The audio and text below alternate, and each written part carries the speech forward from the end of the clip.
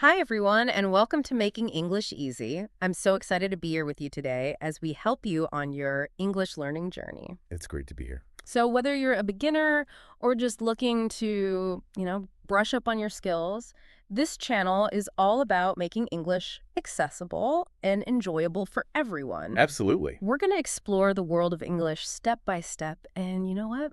We're going to make it easy. That's the goal. That's the goal.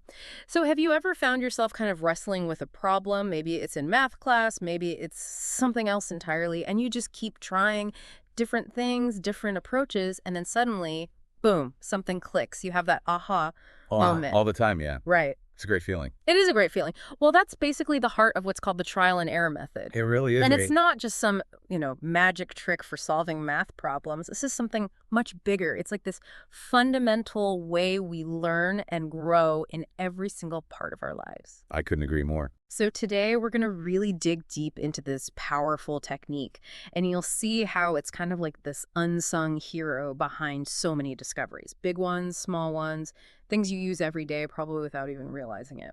So let's get started.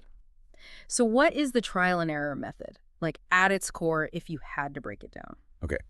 So at its most basic level, it's about actively engaging with a problem. Yeah. Right. So you try a possible solution, you see what happens. Does it work? Does it not work? And this is crucial. If it doesn't work, you got to use that information. You learn from it, you tweak your approach, and then you try again. So it's this constant cycle of trying, observing, adjusting, trying again. That's the essence of the method. So it's almost like a loop, right? It is. It is. You keep going around until you get to where you need to be. Yeah, like a feedback loop, precisely. It sounds pretty simple, doesn't it? It does, yeah. But it's amazing how powerful this really straightforward process can be. And we're not just talking about, like I said, those tricky math puzzles, but really anything we're trying to figure out in life. You hit the nail on the head. It's about so much more than just math. And the thing is, using trial and error, it's not about admitting you don't know something. Yeah. It's often the smartest way to start when you're faced with something new, something complex. It's like you don't have a map, so you have to kind of explore the territory. You're like an explorer. Exactly. Okay, so let's take an example, a classic math problem. So let's say you're looking at this equation, 2x plus 5 equals 11. Now you could go through all the algebraic steps, to solve for x, but why not just start with a guess? Right. Let's say you try, x equals 2. Okay. So we plug that in, and we get 2 times 2 plus 5. That equals 9, not quite 11. So what do we do next? Well, now you've got some important information. You tried 2, and you got 9. That's less than 11. So maybe, just maybe, your guess was a bit too low. Okay. And that little piece of information helps you on your next try. So our next guess, we should go a little higher, right? Exactly. So instead of 2, let's try 3. So 2 times 3 plus 5, what does that give us? That's 11. 11. We got it. You got it. Just like that. We found the answer through trial and error. And yeah, it seems simple here, but what's really cool is this underlying idea. It's so powerful. It really is. And even those guesses, even if they seem random at first, they're all part of the process. Right. Each try gives you a piece of information. It's like you're narrowing down the possibilities, getting closer and closer to the right answer. It's a constant feedback loop that keeps you learning, keeps you discovering. And it's not just us humans, right? I mean, this is happening all around us. Even computers are using this method. Think about artificial intelligence. Like when a computer's learning how to, let's say, play a game like chess or Go, it makes so many moves, checks out the results, and then changes its strategy based on what worked and what didn't. That's a fantastic point. Those algorithms, those computer programs that learn, like reinforcement learning, they're built on this very principle. The computer, the AI, it takes an action, that's the trial. Then it gets a reward or maybe a penalty, depending on the outcome. That's the error signal. And that feedback shapes how it acts in the future. So over time, it can get really good, even expert level. Wow. Yeah. So if these super smart computer systems rely on this method, I mean, it shows you how important it is. It's not just a backup plan. It's often the most direct way to figure things out, especially in a world where there's so much we don't know. That's a great way to put it. It's like this learning and problem solving. They're not about just snapping your fingers and having the answer. It's a journey. You explore, you refine, you get better over time. It's a journey. That's a good way to put it. Mm.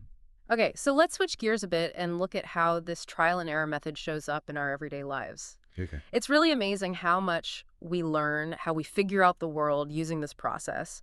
It's true. I mean, from the moment we're born, We're like little scientists, right? We're experimenting. We reach for things, we put things in our mouths, we try to move our bodies. It's all about seeing what happens and learning how the world works. Like a little baby learning to walk. That's the perfect example. They take a step, they wobble, they fall down. They get back up and they try again. And each time they fall, they're actually learning something. They're learning about balance, about how strong they need to be, how to move their body, and eventually they're walking all around, no problem. Exactly. And each fall isn't a failure, it's a piece of information. It's feedback. Exactly. They're learning about their center of gravity, their muscles, how to adjust. It's trial and error in action.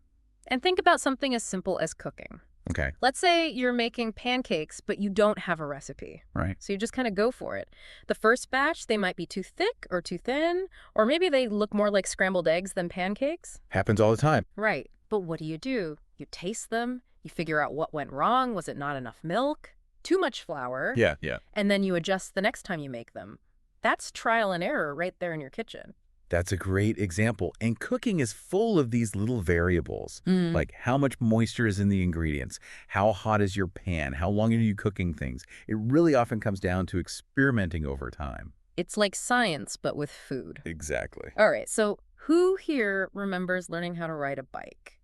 I mean, nobody just jumps on and suddenly they're a pro, right? Yeah. There's that wobble, maybe a couple of falls, but little by little you get your balance, you learn to steer, and then whoosh, you're off. I remember those days, yeah. Yeah. It's an amazing feeling when you finally find that balance. It is. And every little adjustment, every time you catch yourself, that's trial and error, helping you master something new.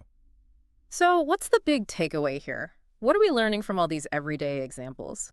I think the biggest message is this. The only true failure is giving up. As long as you keep trying, as long as you learn from what happened and adjust, you're on the right track. Yeah. You're going to get there eventually. So true. So let's look at some people who really use this trial and error method to do some amazing things. So first up, we've got Thomas Edison, the guy who invented the light bulb, or at least the practical version we use today. Right. Now, the story goes that he tried so many different things before he actually got it to work. Thousands, they say. Thousands, right? But what's really fascinating about Edison is how he thought about those tries. He didn't see them as failures. He saw them as steps in the process. He had a great quote about that. He said, "I have not failed. I've just found 10,000 ways that won't work." That's pretty powerful, right? It's a fantastic quote, and it really highlights the mindset you need for trial and error to work.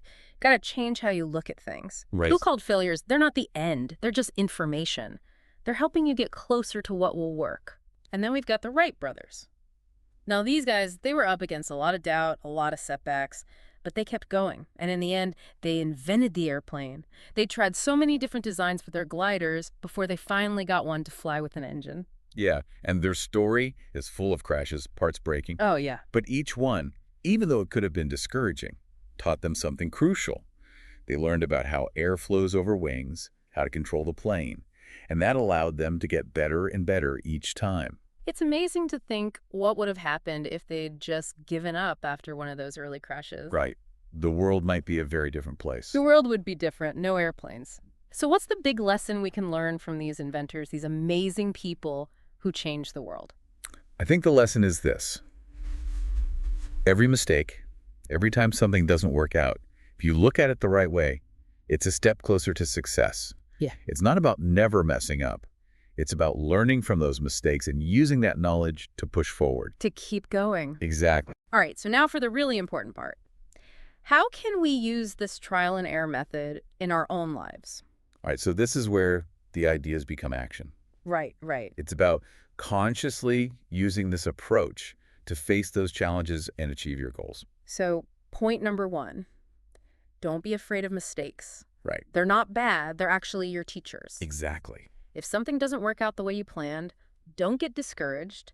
Figure out what happened and use that information to try again. It's a total shift in mindset. A mistake isn't a personal failing. It's valuable feedback. It's showing you a path that doesn't work so you can find one that does. It's like a signpost. Yes, exactly. Okay, point number 2, experiment. Try things out. Right. It doesn't matter if you're stuck on a math problem, you're trying to learn a new skill, or even figuring out how to get along with people. Social situations, that's a good one. Yeah. Right. Just be willing to try different approaches. Keep going until you find what works best for you. It's all about being proactive. Don't be afraid to step outside that comfort zone and try different strategies. The more you experiment, the more you'll understand what works for you and what gets you the results you're looking for. And finally, here's a really helpful tip. Keep a trial and error journal. So you can actually write down what you tried, what happened, and what you learned. That way you'll see your progress, you'll see what works, what doesn't.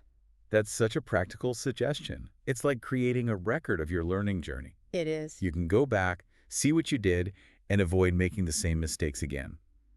And you can build on your successes. Like having a map of your progress. Exactly, a map of your learning journey. All right, so the next time you're feeling stuck, no matter what it is, remember the trial and error method.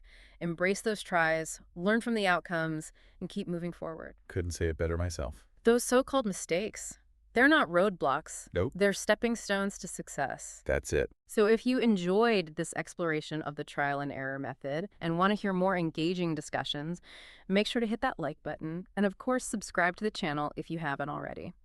And tell us in the comments below what's one skill or challenge you've overcome using trial and error.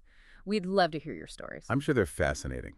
Keep trying, keep winning. Remember, every attempt, whether it works or not, brings you closer to your goal. So embrace the learning process and don't be afraid to experiment. Great advice. Until next time, keep learning, keep growing, and keep making English, math, easy. Bye-bye. See ya.